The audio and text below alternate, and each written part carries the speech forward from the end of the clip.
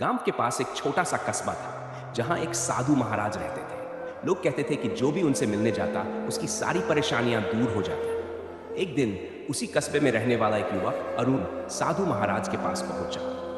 अरुण बहुत परेशान था। उसके मन में हर समय बुरे और गंदे विचार आते रहते थे। कभी वह अनावश्यक शंकाओं में घिर जाता, कभी ईर्ष्या और गुस्से से भर जाता। उसे समझ नहीं आता कि अपने मन को कैसे शांत रखे।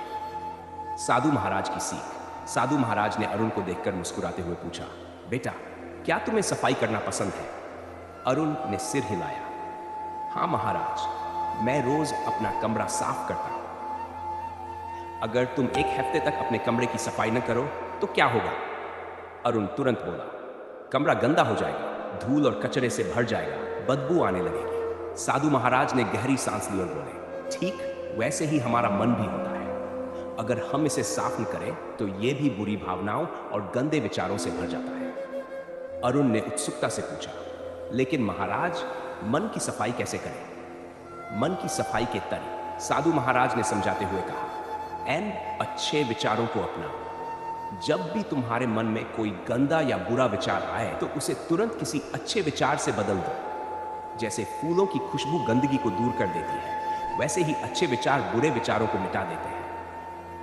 तुम रोज सकारात्मक पुस्तकें पढ़ो, अच्छे लोगों की बातें सुनो और प्रेरणादायक कहानियां पढ़ो।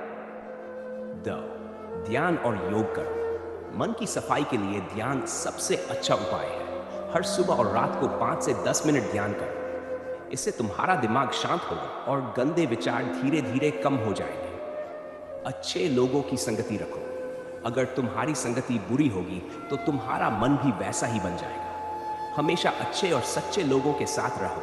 जो तुम्हें गलत रास्ते पर ले जाए उनसे दूरी बनाओ। रचनात्मक कार्यों में व्यस्त रहो। खाली दिमाग शैतान का घर होता है। अपने समय का सही उपयोग करो। कोई नया हुनर सीखो, खेल कूद में भाग लो, पेंटिंग करो या अपने शौक पूरे करो। इससे तुम्हारा मन अच्छा रहेगा और बुरे विचारों की जगह नहीं बचेगी। 5, क्षमा और प्रेम को अपनाओ। ईर्ष्या, गुस्सा और घृणा मन को सबसे ज्यादा गंदा करते हैं। अगर कोई तुम्हारे साथ बुरा करे तो उसे माफ करना सीखो। अपने दिल में प्रेम और दया रखो। जब मन में सच्चा प्रेम होगा तो बुरे विचार खुद ही भाग जाएंगे। परिवर्तन की शुरुआत। अरुण ने साधु महाराज की बातें ध्यान से सुनी और उन्हें अपने जीवन में अपनाने की ठानी। उसने हर दिन ध्यान लगाना शुरू किया, अच्छे विचारों को अपनाया और खुद को अच्छे कार्यों में व्यस्त रखा। धीरे धीरे उसने महसूस किया कि उसका मन अब पहले से ज्यादा शांत और स्वच्छ हो गया है। कुछ महीनों बाद जब अरुण फिर से साधु महाराज के पास पहुंचा तो उसकी आंखों में आत्मविश्वास और चेहरे पर शांति थी। उसने धन्यवाद देते हुए कहा, महाराज, अब मैं समझ गया कि मन की सफाई भी उतनी ही जरूरी है जितनी शरीर की। साधु महाराज मुस्कुराए और बोले, बेटा, मन की सफाई एक दिन का काम नहीं, यह रोज का अभ्यास है। इसे कभी मत छोड़ना। शिक्षा।